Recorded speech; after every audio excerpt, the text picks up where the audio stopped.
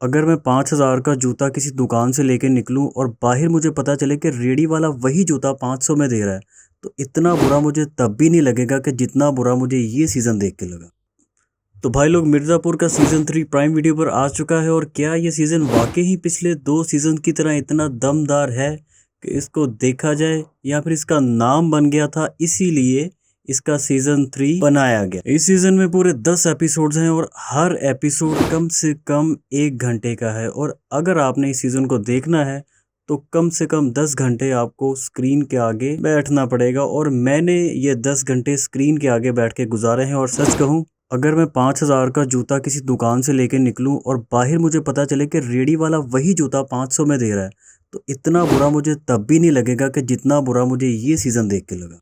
मिर्ज़ापुर के सीज़न 1 में एक कहानी तामीर हुई जिसके पहले एपिसोड से लेके आखिरी एपिसोड तक मुन्ना भैया ने ऐसी तबाही मचाई कि पूछे मत। और उसके आखिरी एपिसोड में मुन्ना भैया ने जो कांड किया, उसके बाद मिर्ज़ापुर की सारी कास्ट एक तरफ और मुन्ना भैया एक तरफ। उसके बाद मुन्ना भैया की फैन फॉलोइंग ऐसे ऊपर गई कि जैसे हवा में शॉपर उड़ के ऊपर जाता है। मिर्ज़ापुर सीज़न 2 में गुड्डू पंडित पागल हो गया कि उसकी बीवी, बेटे और भाई को मुन्ना ने इतने गंदे तरीके से मार डाला था लास्ट एपिसोड में, जो कि सीज़न 1 का था। सीज़न 2 तक मुन्ना का स्वैग ही अलग था। बेशक वो विलन था, लेकिन वो बाकी सारी कास्ट से ज्यादा असर रखता था। फिर मुन्ना की शादी हो गई, मुन्ना सुधर गया, उसको गद्दी मिलने वाली थी।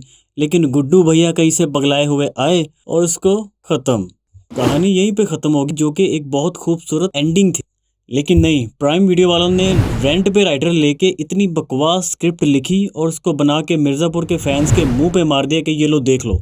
10 किस्तों में बस गाड़ियां एक जिले से दूसरे जिले में जाते हुए दिखाई दी। इसके अलावा कुछ भी समझ नहीं आया, क्योंकि मुझे लगता है कि इनके एडिटर को ये सीन इतना पसंद था, जो कि इन्होंने एक मैप एनिमेशन बनाई थी जो हर 2 मिनट बाद यूं करके सामने आती थी कि गाड़ियां एक जिले से दूसरे जिले में जा रही हैं, दूसरे जिले में तीसरे जिले में जा रही हैं। वो एक मैप एनिमेशन जो कि बेसिक यूट्यूबर्स भी इस्तेमाल करते हैं कि यार क्या दिखाया आप लोगों ने हमें। पंकज त्रिपाठी यानी कलीन भैया का कैरेक्टर ऐसा था कि उनकी मौजूदगी का एक अलग ही खौफ था। बहुत ही कम डायलॉग, अपने सर्द लहजे और स्पॉट चेहरे के साथ की गई एक्टिंग हमें ये यकीन दिलाती थी कि आखिर ये बंदा मिर्ज़ापुर का किंग है तो क्यों है। कलीन भैया सीज़न 1 और 2 में जितने खतरनाक नजर आए, उतने ही गैर मुतल्लका सीज़न 3 में नजर आए।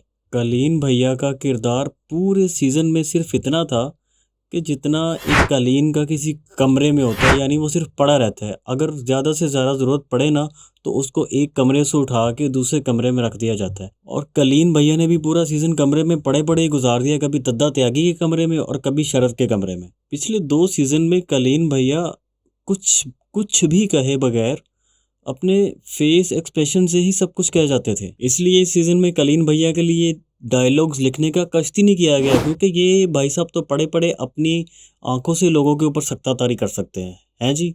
और कलीन भैया ने ये सक्तातारी किया हम पे अपनी ये परफॉर्मेंस दिखाकर, या फिर राइटर्स ने उनसे उनका सही काम लिया ही नहीं। अरे कलीन भैया से ज्यादा स्क्रीन टाइम तो मुन्ना की लाश ने ले लिया था। बंदा किसी दूर के रिश्तेदार की शादी में जाए ना, तो हर बंदे को देख के बंदा सोच रहा होता है कि यार ई ससुरा कौन है, ई ससुरा कौन है। और उस सीज़न को देखकर, हर नए कैरेक्टर को देखकर मैं भी यही सोच रहा था कि यार ये कौन है। मतलब कि कैरेक्टर्स के साथ इमोशनल अटैचमेंट ज़ीरो। और एक चीज़, इस सीज़न में एक नया कैरेक्टर शामिल किया गया जो कि शायरी करता है, और अपनी शायरी के चक्कर में उसको जेल जाना पड़ा। अब इस सीज़न को देख के मुझे लग रहा है कि इस शायर की शायरी को प्राइम वीडियोस वालों के लिए भी कहनी चाहिए। चांदनी रात थी, दौड़ रहा था सोने का घोड़ा, बिन सिर पैर की शायरी सुन रहा है। आगे आप समझदार हैं। पंकज त्रिपाठी था ना आपके पास, तो यूज क्यों नहीं किया आप लोगों ने। जब मुन्ना भैया को मरवा दोगे, कलीन भैया को जिंदा लाश बना दोगे, तो ई ससुरा तो होगा ना। फिर आगे बढ़ने से पहले हमारे चैनल को सब्सक्राइब जरूर कर लीजिएगा, ताकि हमारी आने वाली वीडियोस के नोटिफिकेशन आपको ज़रूर मिलते रहे। यार सीज़न 3 का मुख्तसर सा रिव्यू बस इतना सा है कि कुछ भी नहीं है इसमें। 10 किस्तों के नाम पर गाड़ियां एक ज़िले से दूसरे ज़िले में घुमाई गई हैं, और कलीन भैया जिनसे इतनी उम्मीदें थी, और मुन्ना भैया की वाइफ जो कि बदला ले सकती थी, इन दोनों ने मिलके कर दी। और तो और रॉबिन का किरदार इतना खूबसूरत था कि इसको तो ख्वामखा में मार दिया। इस सीन की कोई सेंस ही नहीं बनती यार, कोई सेंस ही नहीं बनती। ख्वामखा में खींचा आप लोगों ने टाइम को। अब आप लोग खुद डिसाइड कर लें कि मिर्ज़ापुर के 2 सीज़न देख के इसको एक अच्छी सीरीज़ के तौर पर याद रखना है या फिर सीज़न 3 देखकर इसके साथ नफरत करनी है। बाकी अगर मेरे रिव्यूज़ के साथ किसी की सोच ना मिलती हो तो वो खुल के बोल सकता है। Thank you.